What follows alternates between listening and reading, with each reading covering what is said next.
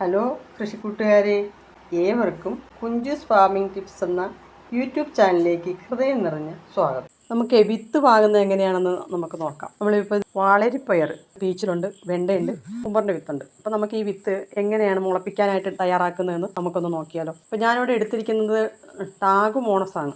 സീഡോമോണോസിലും ഒക്കെ നമുക്ക് ചെയ്യാം.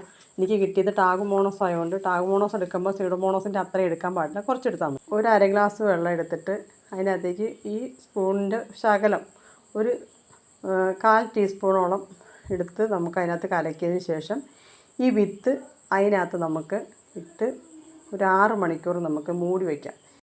അങ്ങനെ മൂടി വെച്ച വിത്ത് 6 മണിക്കൂർ കഴിയുമ്പോൾ നമ്മളൊരു കോട്ടൺ തുണിക്കകത്തേക്ക് മാറ്റണം. കോട്ടൺ തുണിക്കകത്തേക്ക് അരിച്ചെടുത്തിട്ട് നമ്മളത് വേറൊരു ടിന്നിനകത്താക്കി അടച്ച് വെച്ചിട്ട് നാളെ ഈ സമയത്ത് കോട്ടൺ തുണിയിൽ നമ്മൾ വിത്ത് വാരി വെച്ച് പൊതിഞ്ഞ് വെച്ചില്ലേ, ആ ടൈം പിറ്റേ ദിവസം ആ ടൈം ആകുമ്പോൾ നമുക്ക് വിത്തെടുത്ത് നമുക്ക് ഗ്ലാസ്സിൽ പാകി പിടിപ്പിക്കാം. അത് കഴിയുമ്പോൾ നമുക്ക് പേപ്പർ ഗ്ലാസ്സിനകത്ത് ഇത് പാകി പിടിപ്പിക്കാം. പേപ്പർ ഗ്ലാസ്സിനകത്ത് പോട്ട് മിക്സൊക്കെ തയ്യാറാക്കി. പോട്ട് മിക്സ് എന്താണെന്നുള്ളത് കൂട്ടുകാർ വീഡിയോ സ്കിപ്പ് ചെയ്യാതെ കാണുമ്പോൾ അതിനകത്ത് നിങ്ങൾക്ക് മനസ്സിലാകും കേട്ടോ. അതിനകത്തേക്ക് ഈ വിത്ത് പാകി വെള്ളം സ്പ്രേ ചെയ്ത് വെച്ച് ഒരു തണലുള്ള ഭാഗത്ത് വെച്ച് കഴിഞ്ഞാൽ 4 ദിവസം കഴിയുമ്പോൾ മുള വരും. Stay tuned to next video, part 2.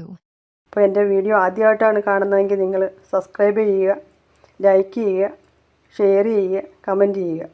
അടുത്തൊരു വീഡിയോയുമായി ഉടനെ വരുന്നതായിരിക്കും. ഓക്കെ.